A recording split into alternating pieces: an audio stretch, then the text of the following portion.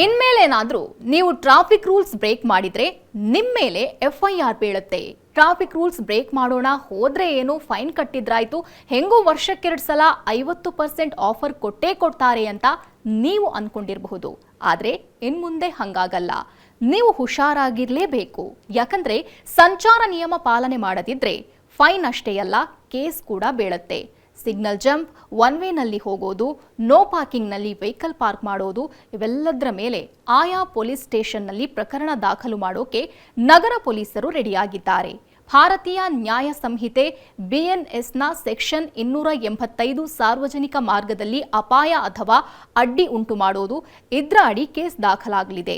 ಇನ್ನು signal jump ಮಾಡಿದ್ರೆ accident ಆಗುವ ಸಾಧ್ಯತೆ ಇದೆ. ಹೀಗಾಗಿ BNSನ ಸೆಕ್ಷನ್ 281 ಸಾರ್ವಜನಿಕ ಮಾರ್ಗದಲ್ಲಿ ಅಜಾಗರೂಕ ಅಥವಾ ನಿರ್ಲಕ್ಷ್ಯ ಚಾಲನೆ ಅಡಿಯಲ್ಲಿ ಕೇಸ್ ದಾಖಲಾಗಲಿದೆ. ಅಷ್ಟೇ ಅಲ್ಲ, ಬಸ್ ಸ್ಟ್ಯಾಂಡ್, ರೈಲ್ವೆ ಸ್ಟೇಷನ್ ಹತ್ರ ರೋಡ್ ಮೇಲೆ ವೆಹಿಕಲ್ ನಿಲ್ಲಿಸಿದ್ರೆ, ಆಟೋ ಕಾರುಗಳನ್ನ ನಿಲ್ಲಿಸಿದ್ರೆ ಇದ್ರ ಮೇಲೂ ಕೇಸ್ ಬೀಳುತ್ತೆ. ಅಂದಹಾಗೆ ಇಷ್ಟೊಂದು ಟಫ್ ರೂಲ್ಸ್ ತರೋಕು ಕಾರಣ ಇದೆ.